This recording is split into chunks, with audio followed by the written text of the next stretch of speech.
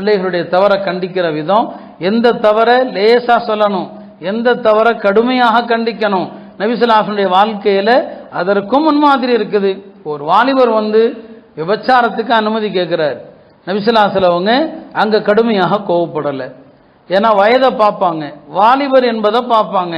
இதே கேள்வி ஒரு வயதானவர் கேட்டிருந்தா அங்க வேற மாதிரி பதில்.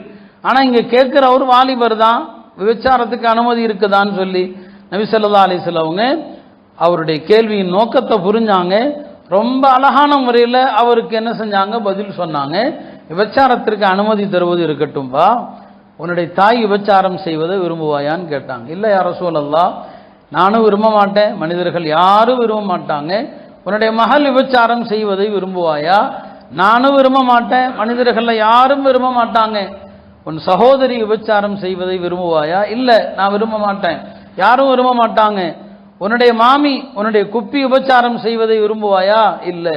உன்னுடைய ஹாலா விபச்சாரம் செய்வதை விரும்புவாயா? இல்லை. அப்படியானால் நீ எந்த பெண்ணோடு விபச்சாரம் செய்கிறாயோ அவளும் யாரோ ஒருத்தருக்கு தாயாக, மகளாக, சகோதரியாக, குப்பியாக, ஹாலாவாகத்தானே இருக்க வேண்டும்.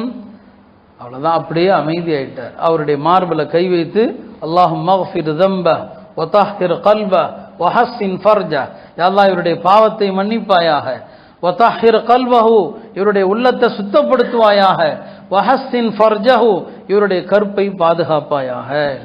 அவ்வளவுதான். அந்த சஹாபி தூய்மையான மனிதராக ஆயிட்டார். அல்லாஹ்வுடைய தூதர் ஒவ்வொரு விஷயத்திலே நமக்கு அழகான முன்மாதிரியாக வழிகாட்ட